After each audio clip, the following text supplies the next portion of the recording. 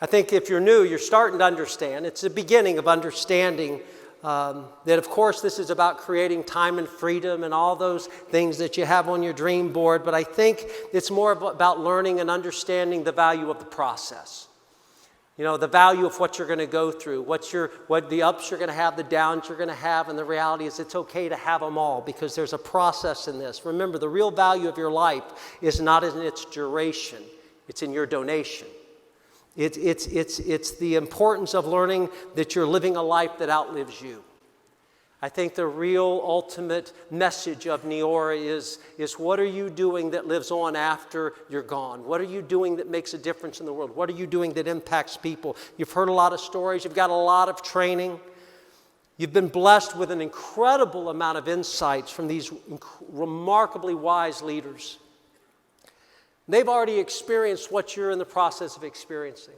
They've already been through the ups and the downs, and they continue to go through them. They just go through them much more comfortably. But they continue to go through those. You've heard about what will go right, and you've heard about what will challenge you. And I'm convinced that it's in this most challenging of circumstances that you'll grow. It's in the challenges. It's not in the peaks that you grow. It's in the valleys that you grow. Remember, fruit grows in the valleys, not on the mountaintops. God created you to overcome. You were created to do amazing things. And I don't believe that success is designed to come easy. I don't believe that success is designed for people sitting back, watching things happen. I believe that success is designed for people who are willing to make things happen. Ronnie says to brand partners all the time about the importance of doing the work now, of actually applying yourself now, of not waiting till a quote-unquote better time to do this. She says you're going to go through life in two ways. One, you can have an easy flight and a crash landing and live like everyone else. Or you can have a turbulent flight and a safe landing and live like an achiever lives. And live the life of your dreams. You know, you just got to be willing to do things you don't want to do. You just got to be willing to do some of the things you don't want to do. You've got to be willing to do the things you're scared of. You've got to be willing to do the things that you're apprehensive about. That's why I say repeatedly, on the other side of everything you do not want to do, lives everything you want. I tell people all the time that you're in the right place at the right time with the right people. It sounds so cliche. Things are cliche because they're true. But you're in the right place at the right time with the right people. But the secret is not being in the right place at the right time with the right people. The secret is acting upon being at the right place at the right time with the right people. Have you ever used that excuse, well, they were just in the right place at the right time? I'll guarantee you, everybody on these front rows have been told about by their friends, well, you were in the right place at the right time. You were just in the right place. I've said it about people. They were just in the right place at the right time. As I matured, as I started to understand, as I started to learn that everybody in this room has been, currently is, and will continue to be at the right place at the right time. The problem in life is most people never recognize it. Most people never recognize it. They never understand that I'm sitting in the right place at the right time. That's why it's so sad when you walk by grave sites and you walk by funerals. So much unused, God-given potential is buried in the ground, never to be taken advantage of. Then most people never recognize it because it's generally disguised as hard work. The second reason is most people that recognize it never act upon it. I don't know if you've ever watched Shark Tank. You ever watch Shark Tank and somebody comes out and says, listen, I've got this idea, I've got this, and they roll it out and you sit there and they start bidding, well, I'll do $100,000 for 10%. No, we'll all do it. And you're sitting there and you say to yourself, Mary, that was our idea. You ever been driving down the road and you've seen something in a store and you go, I had that idea. And you call all your friends and you say, did you see Shark Tank last night? Did you see that thing? We had that idea. Here's the truth of life. A lot of people have that idea. It's the people that recognize it and then act upon it that walk out and are awarded the prize, that walk out and are awarded the trophy. I really want to encourage you to remind yourselves of this. the opportunities you have are more important than the ones you don't have. The opportunities that you have presented right in front of you are far more important than the opportunities that you don't have that you want to have. Because we have a tendency to take for granted everything we have because there's things we don't have that we want instead.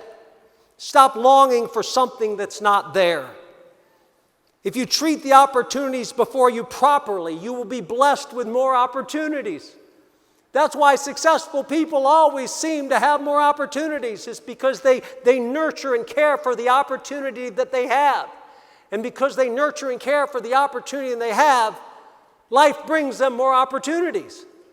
Because they know they're capable of nurturing and caring for them. And because of that, they benefit from more. Simple, so much. It's all in perspective. It's in how you see your life. It's your perspective. It's how you see what you see. That's why I was talking to you about the other day. I said you're going to see things differently than so many of your friends. You're going to talk about time and freedom, and they're not going to understand it. They love you. They're still your friends. They just don't understand what you see because they don't see the same things because they don't have your perspective. You also need to understand, those of you that are new or you've been here for a while and you're not where you want to be, you have to understand that what people see in you is oftentimes completely different than what you see in you. You sit there and somebody sitting next to you says, "You're going to be great." And you're sitting there going, "I don't know how you can even say that about me. That's not what I see when I look in the mirror." I shared with the NMDs the other day, I'm the little fat kid. I'm the little fat kid. I was that little chubby kid. I'm the guy that every time he sees a picture, you go, "Hey, that's a great picture." And I said, "Yeah, but I got that lazy eyelid. Did you see my eyelid? This one eyelid never goes all the way up like the other, and it looks so lopsided." People go, "Well, I never saw that. Why'd you tell me that?" Because that's what I see. We're no different. You have to understand that about you. We're all the same. We're all the same. We all have the same experiences. We all go through the same things. There's so many things that we've done wrong, so many mistakes we've made, so many things about ourselves that we don't like. You cannot live a life in a failure, though, that no longer exists. Some of you were told as children, you're never going to amount to anything. I'm going to tell you as an adult, it's time to move on from that. It's time to not live in the past. Ronnie always says that your past is not a residence. It's a reference point. Simply a reference point. It is not a residence. For those of you, I am so sorry that some of you were raised in families where there was abuse. You were raised in families where there was addiction. You were raised in families where there was verbal abuse. I am so sorry. Don't live there. Your future is not behind you, it's in front of you. And you have to embrace, you have to understand that, yeah, I'm going to learn from being there, but I'm going to go forward into something bolder and bigger because I don't want to bring that with me. You must understand. And as you go forward, you're going to have success. You're going to make it. You're going to make it. If I could sit down with you individually, I'd say it's going to be okay. You're going to make it. You're good enough. You're good enough. Maintain your humility as you go forward. We want you to have great success. We don't want success to go to your head, but you must also be on guard that failure does not go to your heart. You have to understand that it's important that you take stock of who you are, what God created inside of you, and recognize that I can't live somewhere that doesn't exist anymore for me. Everyone in this room has a steering wheel, and everyone in this room has a brake. And it depends on how you use them that determines what your life is going to look like. You have to look forward. You have to think about the possibilities. Take your foot off the brake. Take your foot off the brake and steer towards the sunrise. It's waiting there for you, no matter what you're afraid of, no matter what you're going through. It's all in your perspective. In the story of David and Goliath, the Israelites said, quote, "He is so big we will never defeat him," end quote. David, on the other hand, who had a different perspective, said, quote, "He is so big I will never miss him," end quote.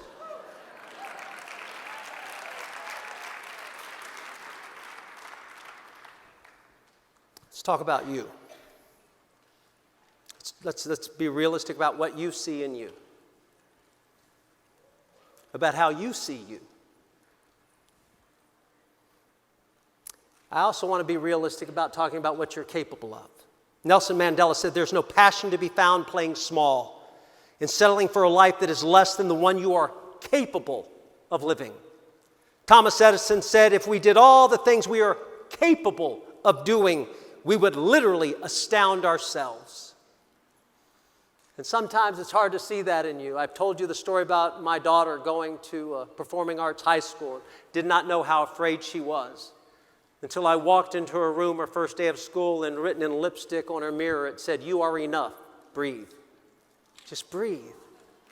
You are enough. Do you understand? You're enough. You have power. You at your best and highest self is enough to do whatever you put your mind to.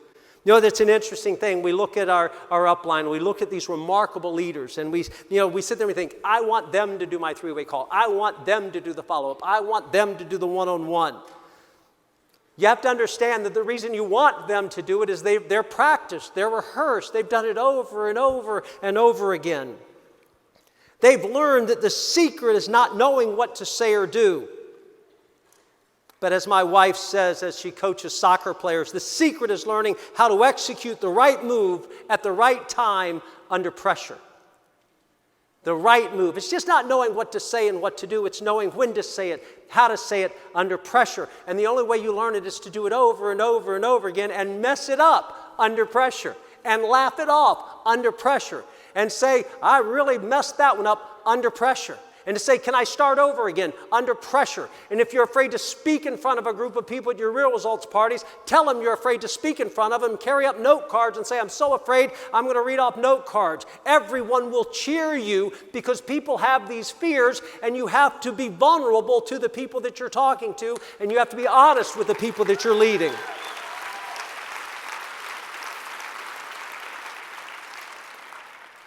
I talked earlier about elite athletes, and it's interesting how if you talk to an elite NFL player, they'll tell you that the game slows down. They'll tell you that the game is a faster game at that level. In college, it's faster than in high school. In high school, it's faster than Pop Warner. In every sport, it gets faster and faster. But the elite, the best of the best, they'll tell you it's odd. It slows down. It just slows down. You start to see it happen. But that comes from practice and practicing at the highest level and practicing more than anybody else is willing to practice. That's why I admire your leaders so much. Because the game slows down. They're playing chess. All we're inviting you to do is learn a different game. You don't have to play checkers in your life. You can actually learn how to play chess. You can learn how to be 3 moves ahead of somebody. You can learn how to play a different game than somebody's playing. And because of that, when they start asking questions, listen, when you start overcoming objections in an audience, people say, gosh, are you really comfortable just saying, what do you hear? What do you hear? Of course, I've done it for 30 years. I already know what you're going to say.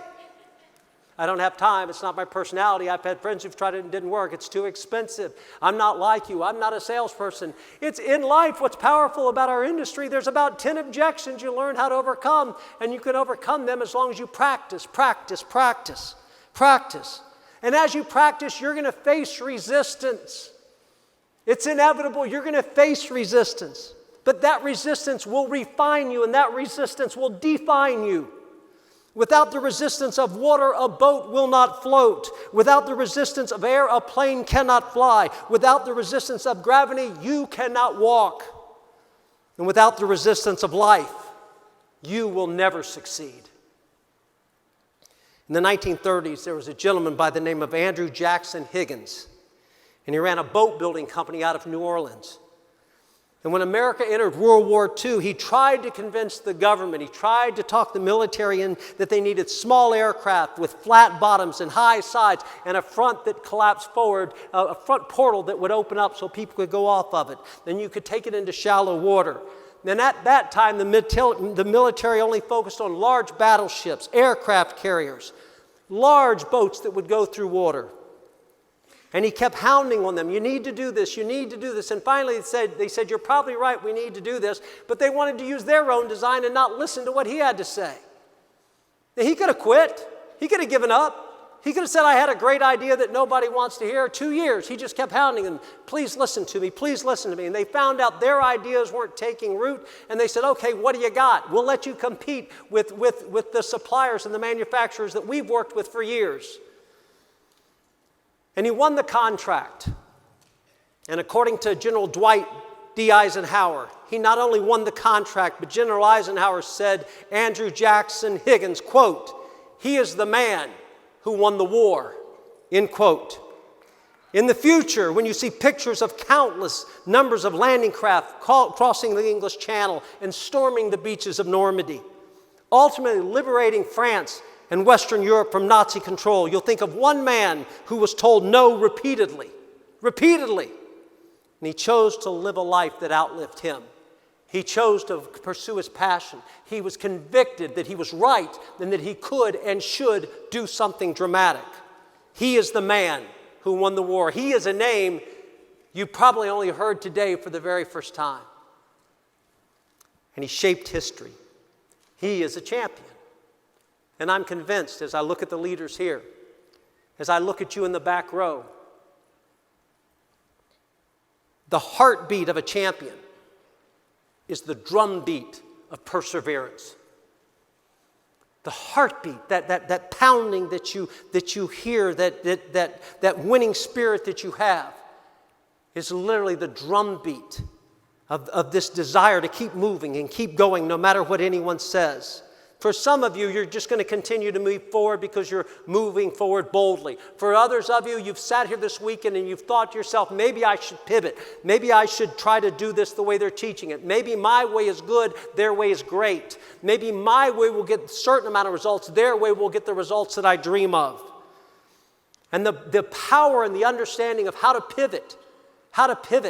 Ronnie always taught our soccer players the importance of pivoting towards the goal, the importance of pivoting in that one small step. It's not a big decision you make. It's not a big step you take. It's always a small step. It's always that small move that you make out of traffic into daylight towards the goal. So success never requires giant steps. It is the slight edge. It is the small steps. It is the little things you do, one foot after another foot after another foot that leads to victory.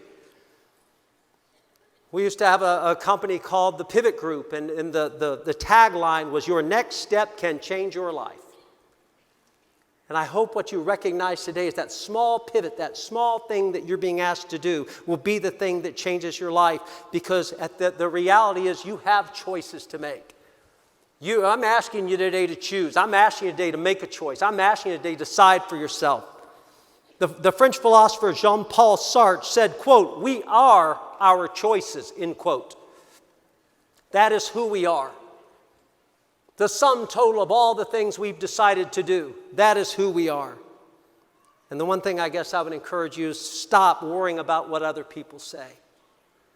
Stop worrying about what other people think. I got news for you.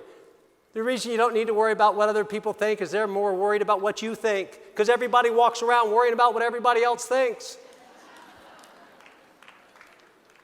One of the great Polish pianists, Paderewski, was told by his piano teacher, one of the great pianists of Polish history, was taught by his piano teacher that his hands were too small and that he would, quote, never be a good pianist, end quote. At one of his concerts, a 6-year-old little boy walked up from the audience and snuck up, went backstage and snuck up one all by himself in front of a Steinway, and he was playing chopsticks poorly. It's funny how you've seen a commercial like this and you really don't know where the story comes from. But it happened to Paderewski, and this little boy, he goes up and he's playing chopsticks. The audience starts to boo at him. The audience starts to yell, get off the stage, get off the stage. And Paderewski went up to this little boy and told the audience to be quiet. And this boy poorly played chopsticks. He sat alongside of him and he filled the room with a beautiful duet, played alongside a 6-year-old boy doing the best he could. Sometimes you're going to get in this and you feel like you're playing chopsticks poorly. There's a power in a team. Use it. Sometimes you get in this and you feel like that 6-year-old little kid where the music just doesn't sound like you think it should sound. There's a power in third-party tools. Use them. Sometimes you get in this and you think people are laughing at you and you think, gosh, if I could only do this like them, can you imagine how good I would be? There's a power in your upline. Ask them for help. Sometimes you just have to humble yourself to say, I don't know how to do it as well as you know how to do it. Would you help me do it? And it's amazing the help that you'll unleash, the support system that will fall into place just like it's supposed to. The great singer Caruso, when he first started to study voice, he was criticized severely by his own teacher. He was told by his teacher, quote, your voice sounds like wind whistling through a window, end quote. Thank goodness he chose to ignore the comment and became one of the greatest tenors in the history of music. In 1961, a group drove through a snowstorm to audition. They played 15 songs for a shot at a recording contract. Later on, a music executive sat and listened to these 15 songs, and he just said, I got to make a choice. I've got 2 groups I've got to choose from, and that's just not going to work. So he opted for a group he signed called Brian Poole and the Tremolos. He passed on the other band. And his comment was, quote, guitar groups are on the way out, end quote. His name was Dick Rowe. The record company was Decca Records, and the band he passed on was the Beatles. But they, on the other hand, made a choice to keep moving, not to listen to the naysayers, not to listen to the critics. Please listen to me. You don't choose to fail. You're going to fail. That's life. You choose to be victorious. That's a choice you make. No one steps in and chooses to fail. But you're going to fail because that's life. The choice you make is to win. The choice you make is to be victorious. There was a little boy who wasn't able to speak until he was almost 4 years old.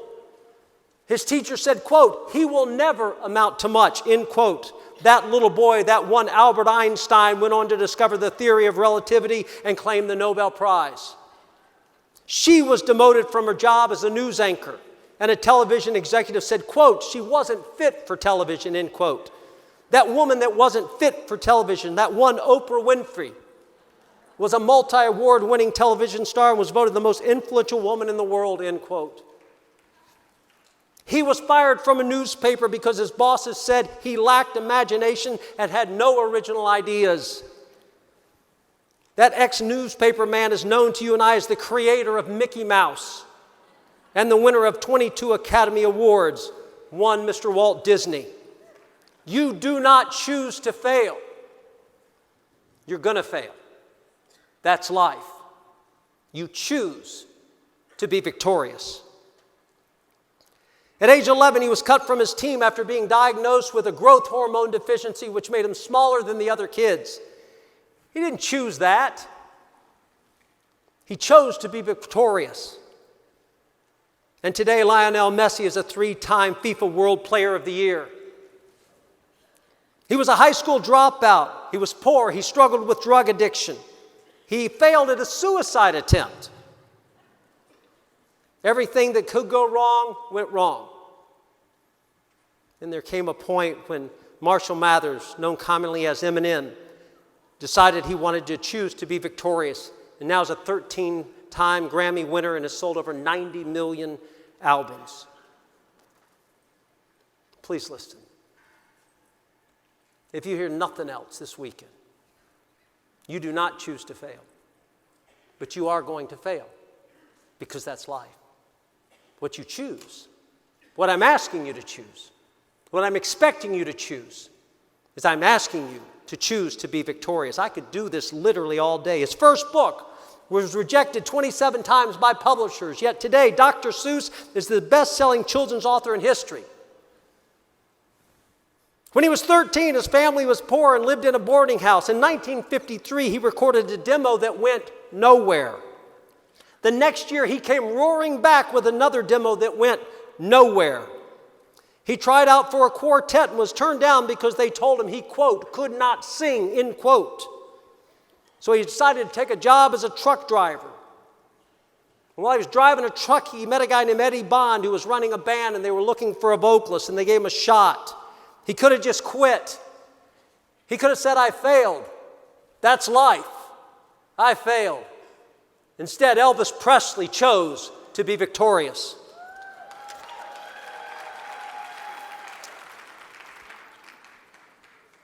Fred Astaire was told he can't act, he's slightly bald, he can dance a little. Gene Kelly said the history of dance on film begins with Fred Astaire. We could talk about Michael Jordan. We could do it all day long, over and over again. We could cite person after person of fame and fortune and success and significance that did something special with their lives. They didn't choose to fail. They're going to fail anyway. That's life. What they chose was to be victorious. Michael Jordan, Henry Ford, Milton Hershey, Richard Branson, Steven Spielberg, Sylvester Stallone, Abraham Lincoln. They all failed. They all failed. You don't choose it. You're going to do it anyway.